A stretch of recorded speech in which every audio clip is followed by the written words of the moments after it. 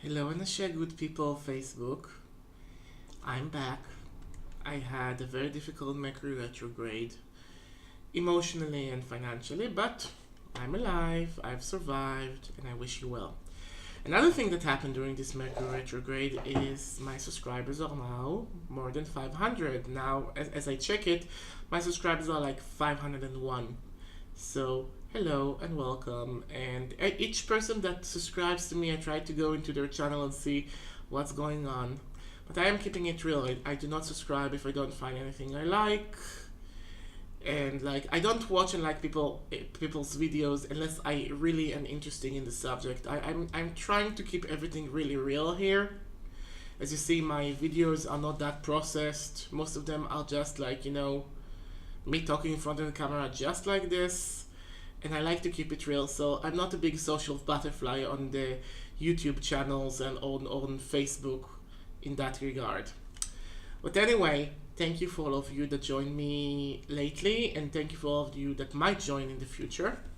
Here, let's light some good positive incense for you. This is Minorian's Chiara, one of my favorites. This is it. This is the incense, if you wonder.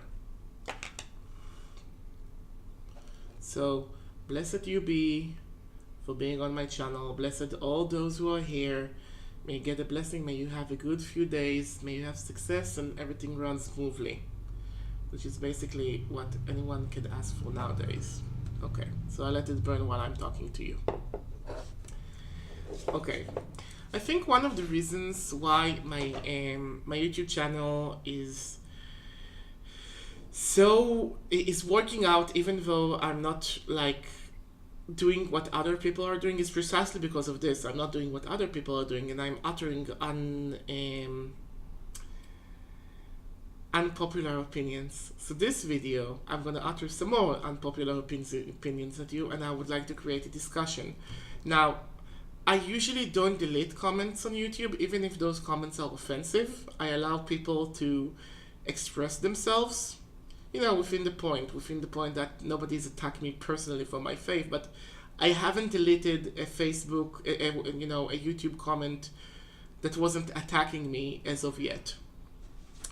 So, this is my new, I'm gonna say something new. All witchcraft and all systems of magic, by definition, are eclectic. There is no such a thing as a pure magical system that is completely devoid of external influence, and they did not pick up something from some other magical systems. Even systems that allegedly were formed in a place that didn't have a lot of interaction with the outside still have things that they got from other places around the world. And that's really something that needs to be said, because I have a lot of friends and a lot of people that are like, oh, I'm Celtic, this spell is not Celtic, I cannot perform it. Or, I don't know, some of the ingredients here are something that doesn't precisely grow here, I don't know. Now, on the one hand, I'm the one that prefers to get locally grown and harvested ingredients here, but I won't really make fire a wall of protection without dragon's blood, and that only grows in some island somewhere. No. I think it's the Socrata Islands. So, I do have a lot of ingredients that, I get from everywhere. And but I like to have at least 1 or 2 or 3, or the most that I can get from harvesting things here in nature. And I find this very useful, and other people are finding that useful as well. I gather wild lettuce and I use it to make decoctations to people who has trouble sleeping, for instance, and it grows natural in my garden. It's not something that I have to travel far for. So, I really like to know things about my own environment, my own garden, my own, sphere of existence, and use it to make people's life better. Now, if you look at the ancient ones and you say, well, this magic came from Greece, this magic came from Egypt, this magic came from whatever, I will tell you, yes, that is correct. You can see a spell that comes from all sorts of things, but this is based in archaeology. We don't know what the original mage or witch or wizard or pharmakia for that matter, that has written those actually got it from originally. For instance, there is this book, the PGM, the Greek Magical Papyri in translation. First of all, it's Greek, but it's a papyri, meaning it was Greek letters written on an Egyptian paper. Second of all, when you see all the gods and the spirits are invoked there, it's like Anubis, Hathor, Selene, and Hecate, and like a melange of spirits, known and unknown, from Persian, Greek, and Egyptian world invoked for those spells. And this enough should tell you that magic and wizardry is something that was eclectic even back then in those early days. But it's not just that. One needs to ask themselves, where shit is coming from. The first time that we ever read, the earliest time that we are reading and learning about magical wands, for instance, is from ancient Egypt. They had the first magical wands, but this is just what survived by archaeological anecdotes. This is something that might as well have come from Mesopotamia. This is something that might as well have came from other places. We simply know what we know, and we don't know what we don't know. But those things also could be things that don't have a specific source. This can be something that is like coming from many different other sources, and we simply won't know where it came from originally. So, even back in the old days, everything was eclectic. Our elements are Greek, our wands are Egyptian, our circle casting is Persian, our dolls are probably Ugaritic. The oldest one was, the oldest magic doll was found in Ugarit. If you want me to recite that spell for you, by the way, tell me below and I will.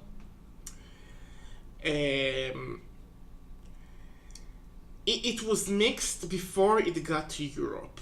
And when it got to Europe, they have their own ways and style of doing things. But for instance, if you go and check like ancient Greek lead tablet, you see some Celtic gods being called to provide punishment. That like there is a Celtic goddess of bears called Artio that might as well be Artemis, but we don't know. We simply can't really know the source and where it came originally. One could assume that, but we never really know. We will never really know what really stood behind those things. So when you are today, when you are looking for a spell to deal with a new problem that you have and you never had before, a lot of witches will tell you, build a new one. I'm telling you, do not build a new one. Look at the old sources to see what problem they used to have and how they solved it. Because there are tens of thousands of ancient love spells out there. Some of them are completely easy to perform, some of them are impossible to perform today. Okay? But read through them, see which elements are being invoked to make those work for you. There are thousands of specialized protection against witchcraft, protection against theft, protection against the law, protections against authority, protection against poverty.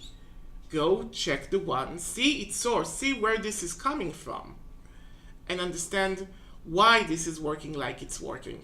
One of the questions that was raised in the past few decades, was like, okay, I took a hoodoo course back then in the day, and it said that hoodoo came from Congolese roots, Jewish roots, Native